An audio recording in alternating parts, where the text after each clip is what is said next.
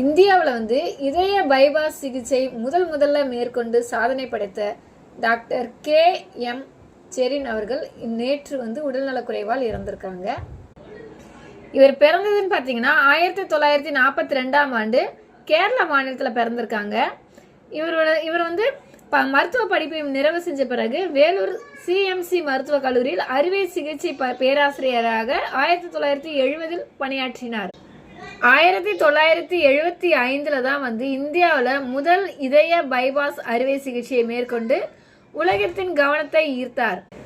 அதே மாதிரி வந்து தனியார் மருத்துவமனையில் வந்து மூளைசாவு அடைகிறவங்களுடைய உறுப்புகளை வந்து தானம் பெறுவதில் சட்டமாக்கப்பட்ட பிறகு நாட்டிலேயே முதல் முறையாக இதய மாற்று அறுவை சிகிச்சையை மேற்கொண்டு மருத்துவ உலகை வியப்பில் ஆழ்த்திய பெருமையும் KM செரியனே சேரும்.